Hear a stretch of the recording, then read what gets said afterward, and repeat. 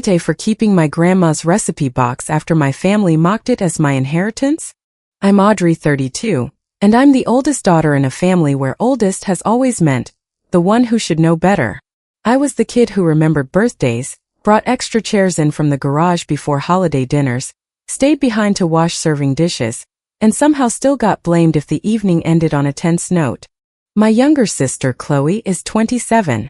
Growing up, she was the easy one, the sweet one, the sensitive one, the person everybody protected from consequences because pressure was hard on her. I was apparently built for pressure. At least that was the family story. If Chloe forgot Mom's birthday, there was always an explanation. She had been busy. She was overwhelmed. She had a lot going on. If I forgot to call Mom back for a few hours, I was distant. If Chloe showed up late to Thanksgiving, Mom reheated her plate and said, "She's always running around for everyone else."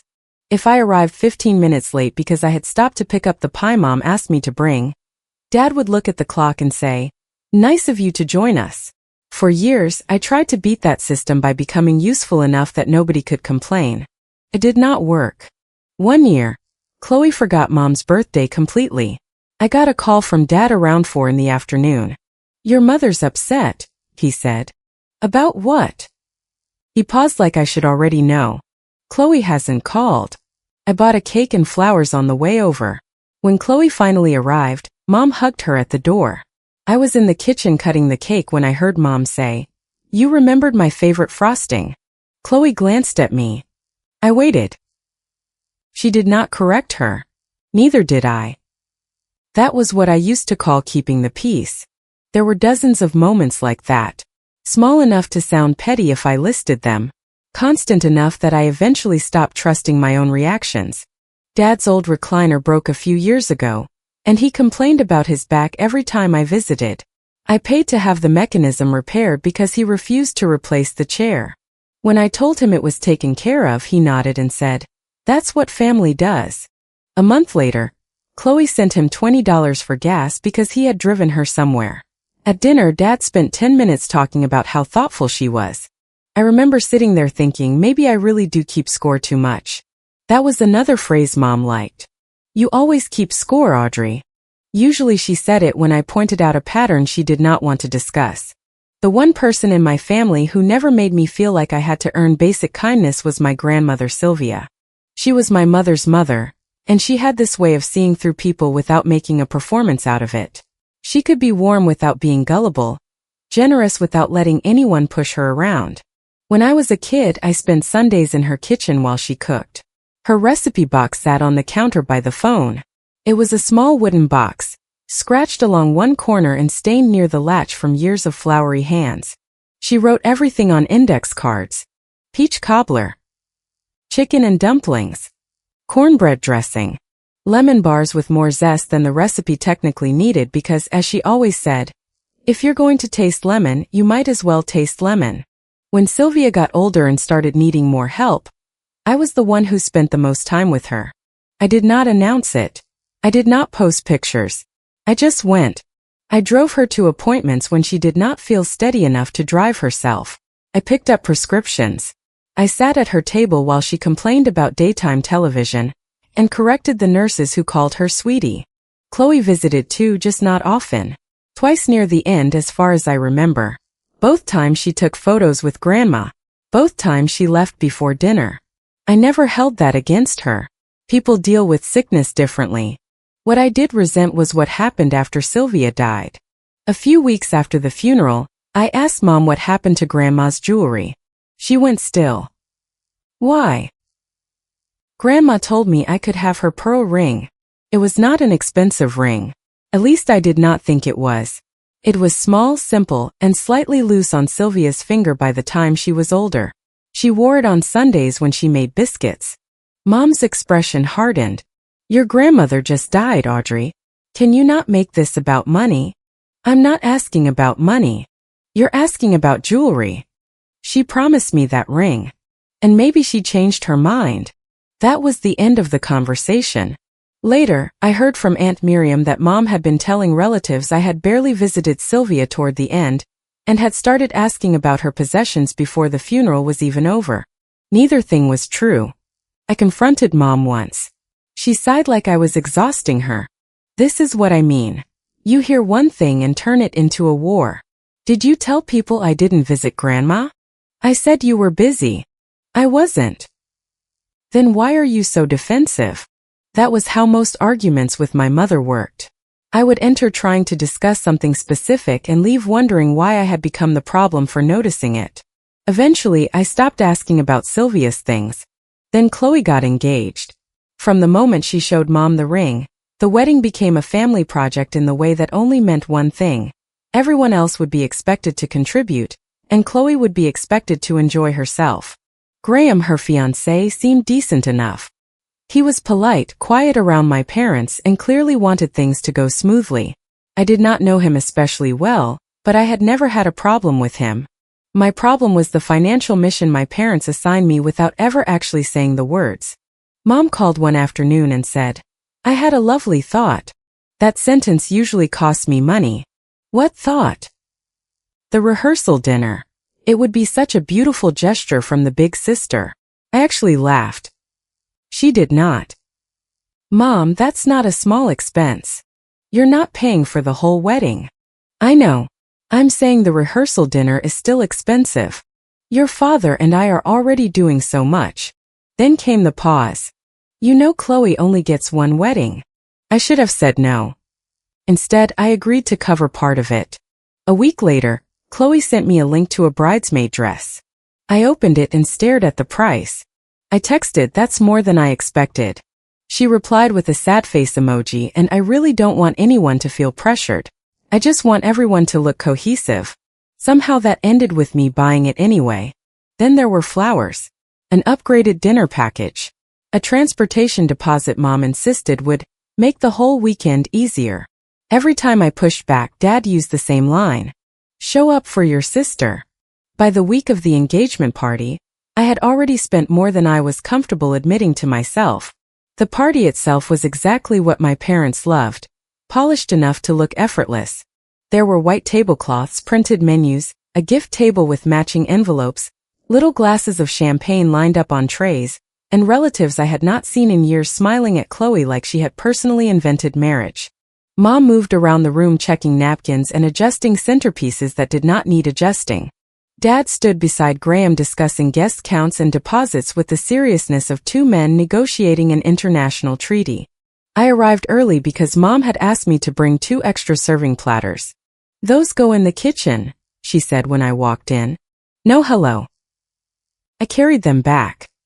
Chloe was near the mirror fixing an earring. She looked beautiful, and for a second I felt that old reflex kick in. Protect the day. Make this easy.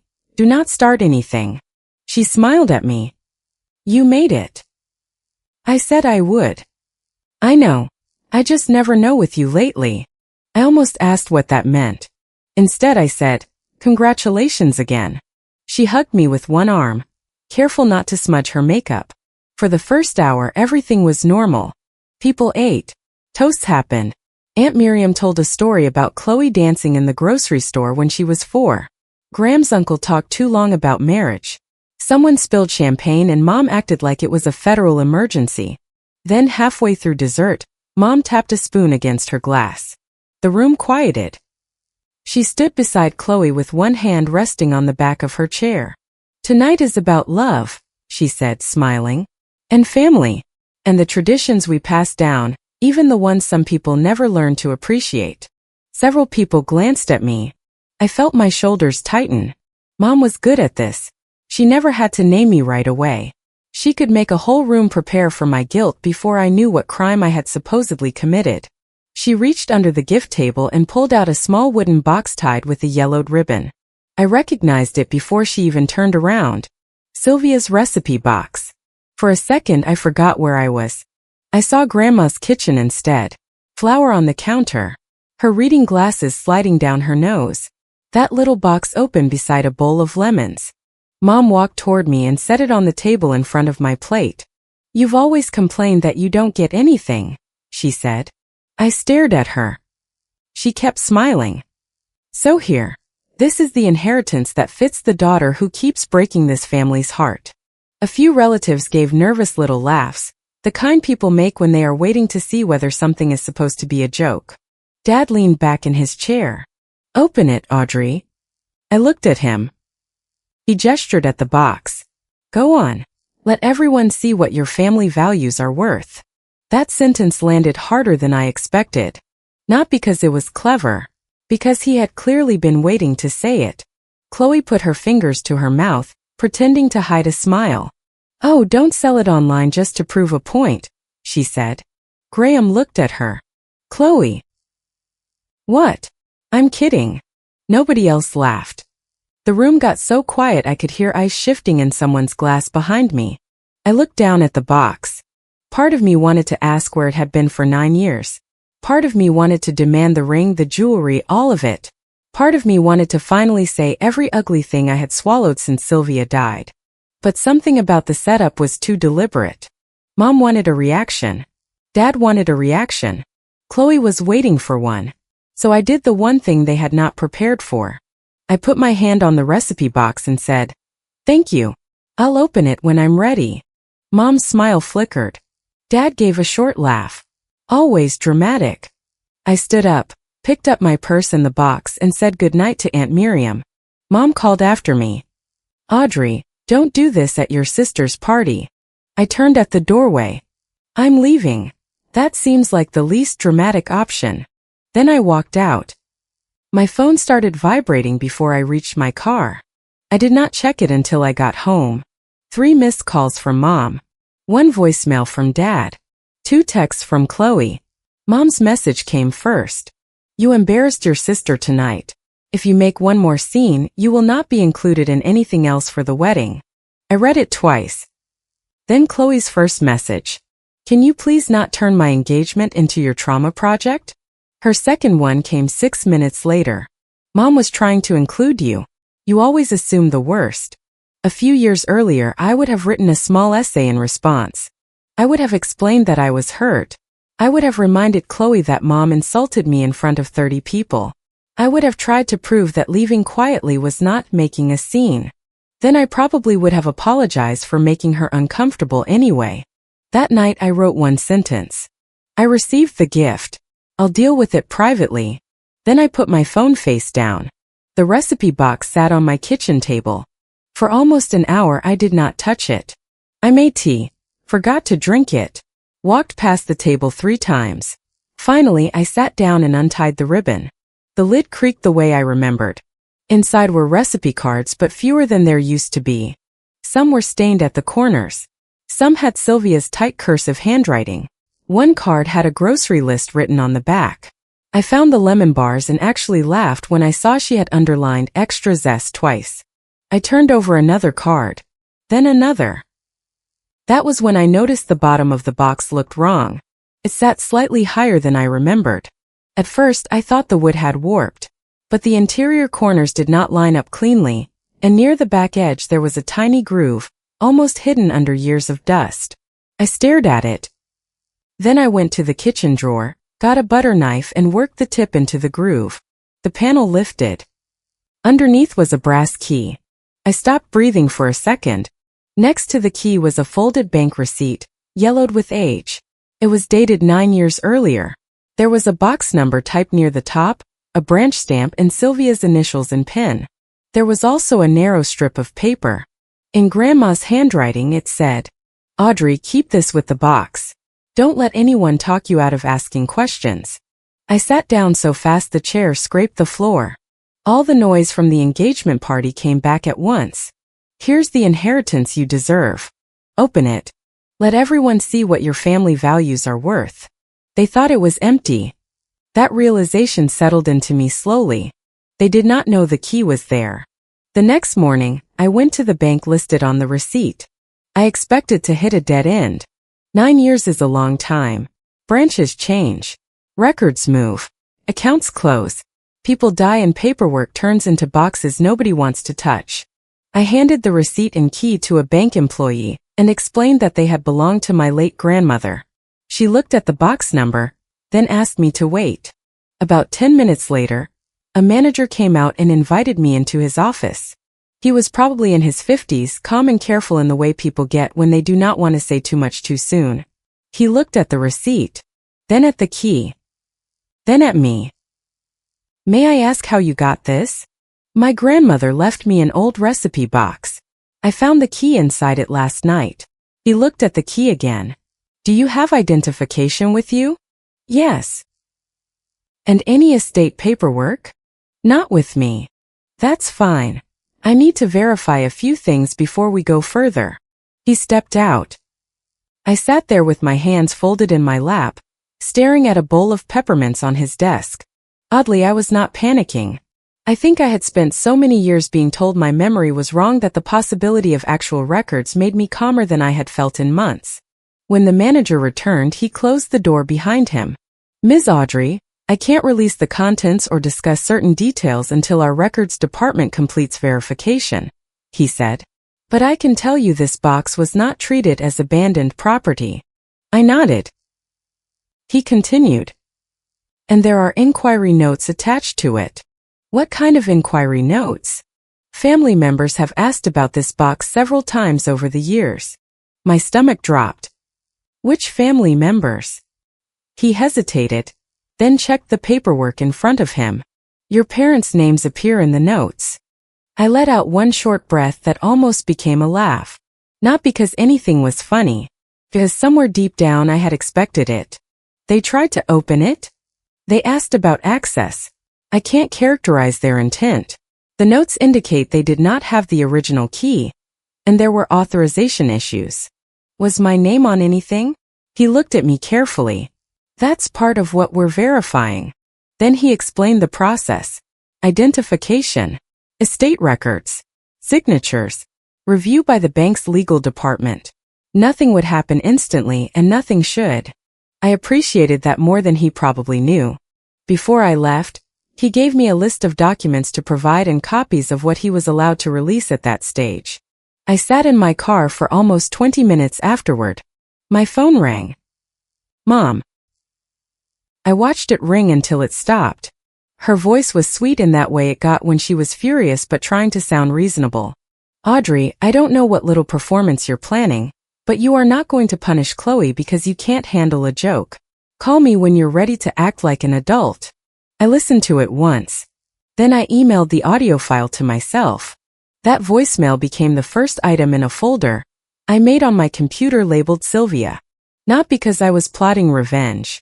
Because for the first time in my life I was done relying on memory alone. Over the next week, the story started opening in pieces.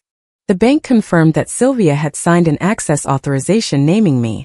Because the documents were old and tied to estate records, the review took several days. I provided identification. The bank contacted the appropriate estate representatives. Their legal department verified signatures. I did not tell my parents any of this. They told on themselves anyway. Dad left a voicemail 2 days after my first bank visit. You're turning a sentimental gift into some kind of bank hunt. Drop it before you embarrass yourself. I saved that. Mom texted the next morning. Your grandmother would be ashamed of how jealous you are of your sister. I saved that too. Then Chloe sent the message that changed how I saw her involvement. I heard Mom and Dad talking about some old key years ago, but I didn't even know what it was. Please don't make this a thing before the wedding. I read it 3 times. She had known there was a key. Maybe she truly did not know what it opened. I believe that part is possible. But she knew enough to know my parents had been looking for something connected to Grandma. And when Mom handed me the recipe box in front of everyone and called it the inheritance I deserved, Chloe still joked about me selling it online. I took a screenshot and added it to the file. A few days later, the bank completed the initial verification. I went back for a formal appointment. This time, the manager had a woman from the bank's legal office join us by phone for part of the process. I signed documents. They verified my identification again. I was reminded that some items were subject to estate procedures, and some were tied directly to me. Then I finally learned what Sylvia had protected. It was not a fortune. There was no suitcase of cash. No secret mansion. No absurd windfall. There were savings bonds registered jointly in Sylvia's name and mine. There was documentation connected to a modest payable on death account that required separate verification. There were a few small envelopes containing family documents. There was the pearl ring. And there was a notarized letter addressed to me. I read it in that little bank office with my hands shaking. Sylvia wrote that the recipe box was mine because I was the one who understood what it meant. She wrote that I had come to see her when nobody was watching and had helped her when she was too proud to ask. She wrote that she expected Marjorie to call me difficult if I asked questions after her death. That line made me stop reading. I pressed my lips together and looked at the wall until I could keep going. She wrote that some keepsakes were not to be redirected to Chloe just because Chloe got upset. She specifically named the pearl ring. She also wrote that if there was ever disagreement about who had actually cared for her, the receipts and records in the box were there for a reason. There were copies of medical appointment receipts with my name on them, parking stubs, a pharmacy receipt I had forgotten about, one bill I had paid because Sylvia had left her wallet at home and was too embarrassed to tell the receptionist. There were also copies of bank correspondence showing my parents had tried to inquire about the safe deposit box years earlier. The bank had denied access because they did not have the key, and the paperwork they presented did not override Sylvia's instructions. One note said they had described their goal as preserving family property. I stared at those words for a long time. When I asked about a ring Grandma promised me, I was greedy. That was the moment the whole thing stopped feeling like a misunderstanding. It was a system. My parents had a version of me that made everything easier for them. If I asked questions, I was suspicious. If I remembered promises, I was keeping score. If I wanted proof, I was dramatic. If I paid for things, I was doing what family does. If I stopped paying, I was punishing Chloe. It was not about whether I was right or wrong. It was about whether I was useful. The next call I made was to an attorney. Her name was Lena. She listened without interrupting while I explained the recipe box, the bank key, Sylvia's letter, the family texts, and the wedding expenses. When I finished, she asked one question. What outcome do you want? That should have been easy to answer. Instead, I sat there for a few seconds. I want them to admit they lied. Lena nodded. That may or may not happen. I know. What do you need that does not depend on their honesty? That question changed the shape of the problem. I told her I wanted Sylvia's property handled according to her documented wishes. I wanted any estate-related records preserved. I wanted my parents to stop telling relatives I had neglected Grandma. And I wanted to stop being financially entangled with Chloe's wedding. Lena leaned back in her chair. Those are things we can act on. Then she gave me the advice that probably prevented me from making the situation worse. Do not accuse them of crimes in a family argument. Do not speculate in texts. Document what you have. Communicate in writing. Let the records do the work. So I did. My first move was the wedding money. I contacted the rehearsal dinner venue and confirmed that the portion I had agreed to cover could still be canceled without losing the full amount. There was a fee, but I would rather lose a fee than keep financing my own humiliation. Then I called the florist about the upgraded arrangements Mom had added under my payment information. Those had not reached final billing, so I withdrew my authorization for the extras. I also emailed Chloe. I kept it short. Effective immediately, I will not be funding any additional wedding expenses directly or indirectly. Please make other arrangements for the rehearsal dinner portion and floral upgrades previously assigned to me. She responded in less than 4 minutes. Are you serious? Then. You're punishing me because Grandma liked you more? Then. Do you understand how insane this looks? I waited until I felt calm before replying. I'm declining to finance an event where I am being publicly insulted and privately lied about. She called. I let it ring. She called again. Then Mom called. Then Dad. I answered none of them. The second move came from Lena. She sent certified letters to my parents requesting that they preserve all documents connected to Sylvia's estate, property, reimbursements, and bank inquiries. The letter also instructed them to stop making false factual statements about my involvement in Sylvia's care and directed estate-related communication through Lena's office. Dad called me 7 times the day the letters arrived. Mom left a voicemail. You got a lawyer against your own parents? After everything we've done for you. She sounded offended, not scared. That part fascinated me. There was no, what are you talking about? No, we never knew about a bank box. No, this must be a mistake. Just outraged that I had involved someone they could not bully with family language. I saved the voicemail. The third move was the hardest. I did nothing. I waited. Old Audrey would have sent explanations to everyone. I would have called Aunt Miriam and tried to convince her I was not greedy. I would have written Chloe a 12-paragraph message reminding her of all the times I covered for her. I would have answered Dad and argued about details until midnight. Instead, I let them talk. And they talked a lot. A cousin texted me, "You okay? Your mom says you're threatening legal action over Grandma's recipe cards." I replied, "That is not accurate. I'm handling estate documentation through an attorney. Nothing more."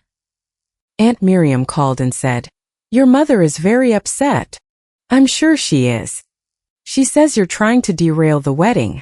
"I've withdrawn money I was paying. The wedding can still happen." There was a long pause. "Audrey, sometimes being right isn't worth tearing a family apart." I almost laughed. "Who told you I'm right?" Another pause. "That's not what I meant." "I know." I loved Aunt Miriam, but for years she had confused staying out of conflict with being neutral. In my family, staying out of it usually meant leaving me alone in it. A week before the wedding, Mom announced a family dinner. I was invited. Not warmly, more like summoned. Her text said, "We are having dinner Friday. Family only. It would be good for everyone to clear the air before Chloe's wedding. Please come willing to be reasonable." I showed it to Lena. "You don't have to go," she said. "I know." "Why do you want to?" I thought about that. Because they humiliated me in front of people who believe them. I want to see whether they'll repeat the lie when I have proof. Lena studied me for a second. "If you go, bring copies. Not originals." "I know." "And do not get baited into making legal accusations." "I won't." "Leave if it turns ugly." Promised I would. The dinner was at my parents' house. Mom had set the table like she was trying to prove nothing was wrong. Candles. Place cards.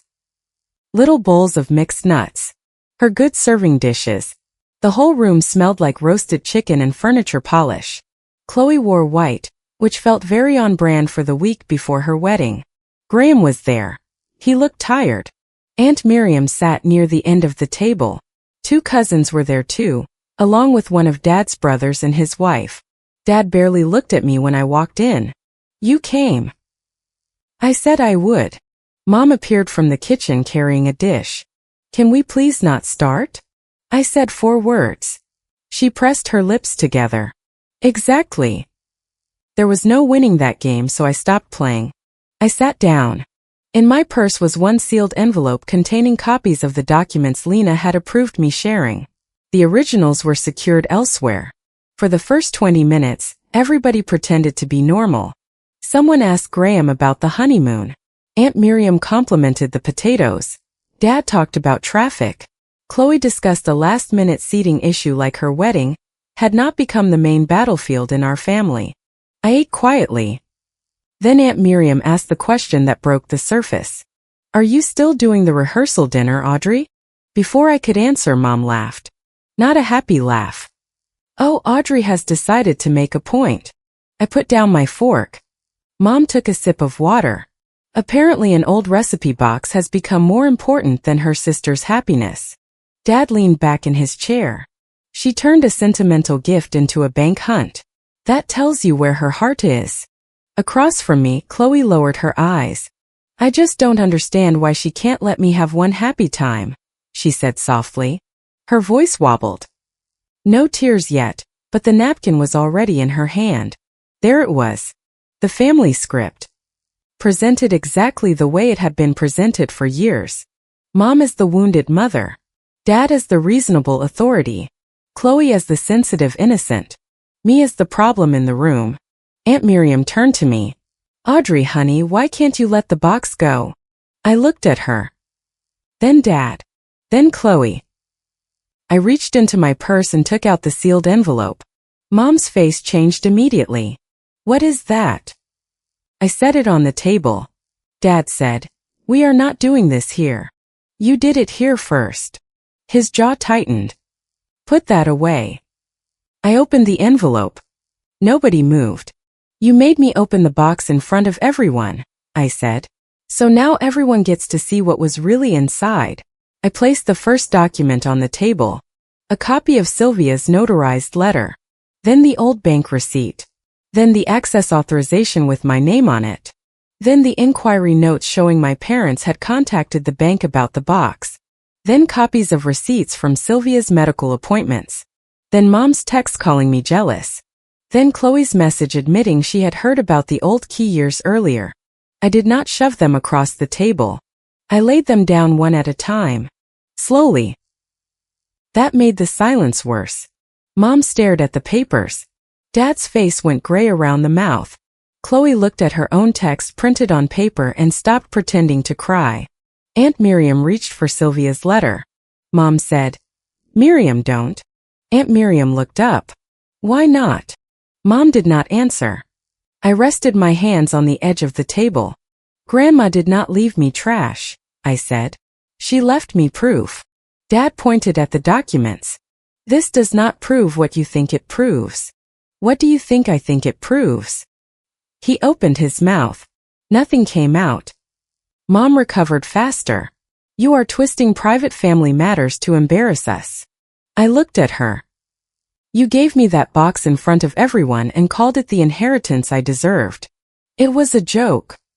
Then explain the bank inquiries. "We were trying to deal with your grandmother's property. Without the key. Because she was sick, Audrey. Somebody had to be responsible. She signed an authorization naming me." Mom's face went red. "You were too young to understand what was going on." I was 23. That is young. It's old enough to drive someone to oncology appointments. That landed. Aunt Miriam was still reading. Dad reached across the table toward the papers. I put my hand on top of them. "These are copies." He froze. "The originals are with my attorney. If anyone wants official verification, they can contact her." Dad looked at me like I had slapped him. "You involved a lawyer in this family." "No.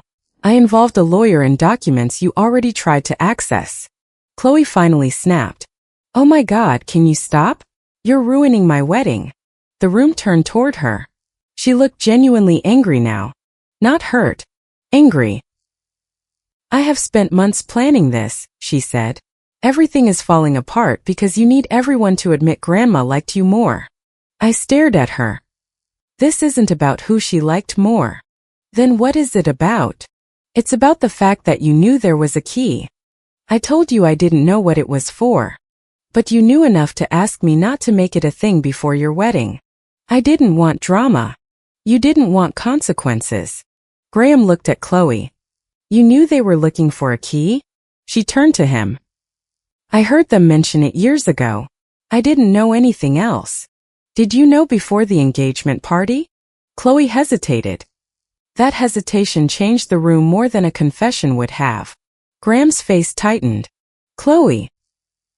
"I knew Mom still had Grandma's box. That's it," I said. "And you still joked that I'd sell it."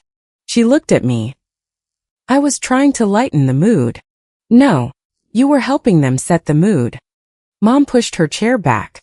"How could you embarrass your own sister like this right before her wedding?" I almost admired the reflex. Even now, she could turn the camera in her head until Chloe was the victim again. "You embarrassed me with a lie," I said. I answered with proof. Mom's eyes filled with tears.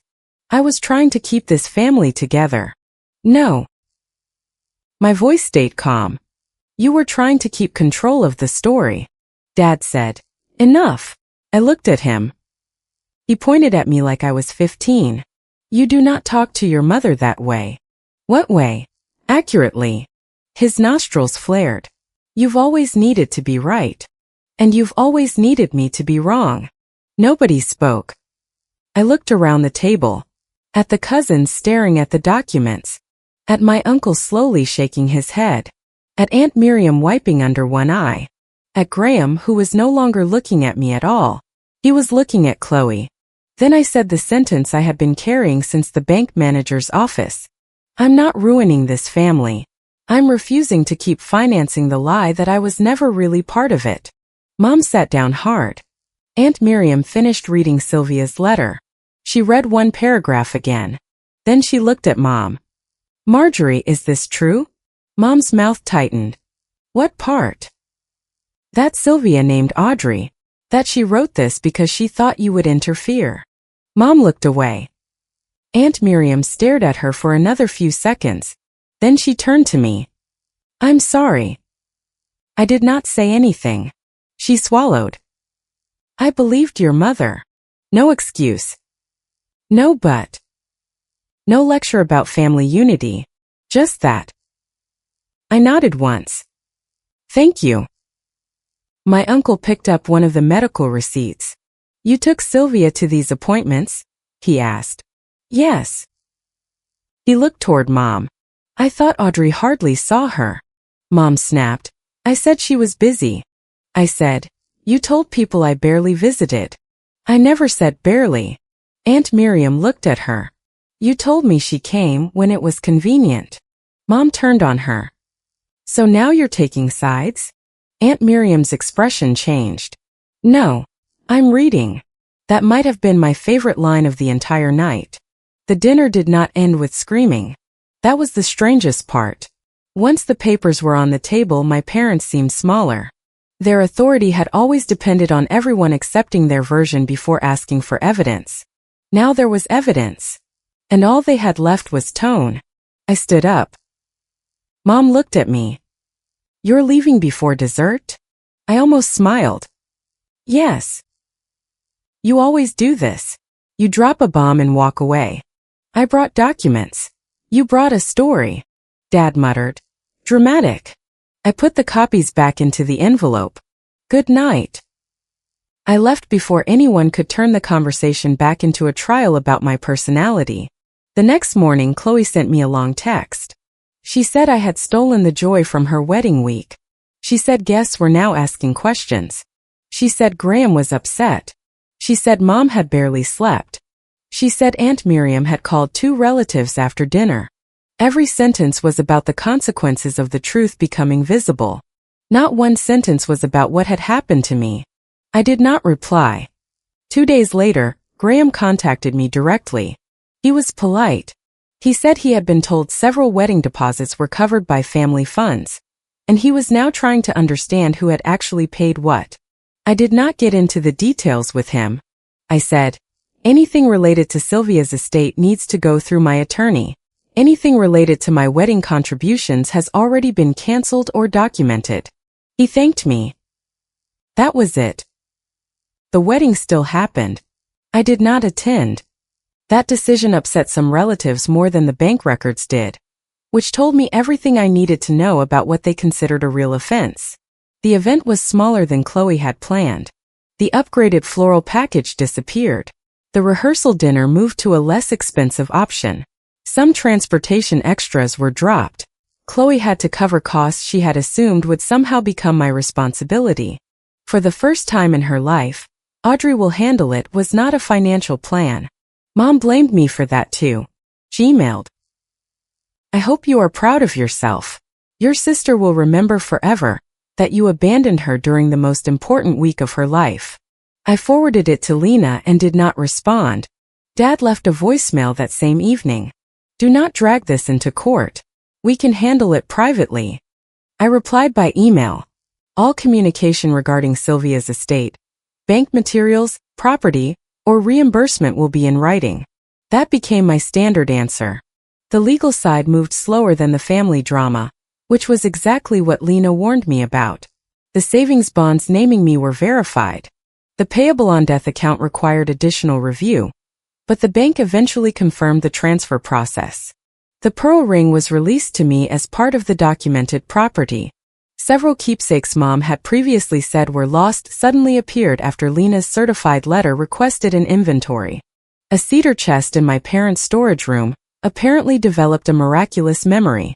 Inside were old photographs, 2 pieces of Sylvia's jewelry, handwritten notes, and a small embroidered tablecloth Aunt Miriam remembered clearly. I did not get everything Sylvia ever owned. I was not entitled to everything. That was never the point. The point was that the things specifically documented for me were finally treated like they belonged to me instead of being subject to Mom's approval. There were also questions about money that had been moved or spent during the years after Sylvia's death. Lena handled that.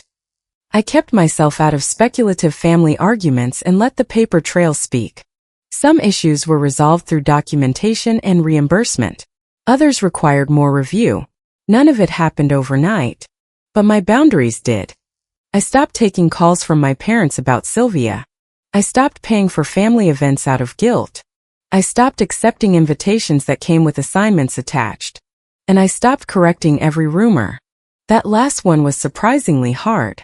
At first, every time I heard Mom had told someone I was suing the family over recipes, I wanted to send documents. Then I realized anyone who cared enough could ask me. Few did. Most did not. Aunt Miriam came over about a month after the wedding. She brought coffee and sat at my table for almost 2 hours. At one point, she looked at the recipe box and said, "I thought keeping peace meant staying out of it." I did not answer right away. She rubbed her thumb along the edge of her cup. I see now who paid for that peace. That was the second real apology I got. Not because she said the word sorry again. Because she named the cost. Mom eventually sent her version of an apology. It arrived by email late on a Sunday night. Audrey, I'm sorry you felt hurt by misunderstandings during a stressful season. I never intended for things to become this ugly. Families say things they regret. I hope one day you can remember the good and stop focusing on the worst moments. Love, Mom. I read it once. Then I deleted it. That was not an apology. That was a weather report pretending to be accountability. Dad tried a different approach. He called from a number I did not recognize. I answered because I thought it might be work from Lena's office. The second I heard his voice, I almost hung up. Audrey. What do you need? There was a pause. Can we please handle this like a family? I looked at the recipe box across the room. That depends. On what? Do you mean honestly or quietly? He said nothing. I waited. Still nothing. So I hung up. Chloe sent one final message 2 weeks after the wedding. I hope you're happy. Everyone is going to remember what you did at that dinner. For once, I did not feel the need to defend myself. I replied. Good. Maybe they'll also remember why. Then I blocked her. Not forever necessarily. I do not know what forever looks like with any of them. But I blocked her long enough for my nervous system to learn something basic. A phone notification is not a summons. I keep Sylvia's recipe box on a shelf now. Not locked away. Not displayed like a trophy. Just there. The brass key is no longer hidden under the false bottom. Lena suggested I keep important estate-related items somewhere secure, so I did. The box went back to being what Sylvia had made it before everyone else turned it into evidence. A recipe box. Sometimes I open it and read the lemon bar card. Sometimes I make them exactly the way she wrote it, with too much zest. Sometimes I wear the pearl ring. The first time I put it on after getting it back, I sat at my kitchen table and cried harder than I did at the bank. Not because it was valuable. Because I had spent years being told I remembered a promise that never existed. The ring proved I had not imagined it. The letter proved I had not imagined Sylvia seeing me clearly. The records proved I had not imagined being the one who showed up. And the way my parents reacted proved something else too. They had never needed me to be calm because calm was virtuous. They needed me to be quiet because quiet was useful. I used to think the worst thing that could happen was becoming the difficult daughter everyone talked about after I left the room. Now I understand that they had already given me that role years ago. All I did was stop performing it for free. I did not become the family villain that night. I just stopped protecting the people who needed me to play one. If you liked it, don't forget to leave a comment and support the channel by subscribing. See you in the upcoming stories.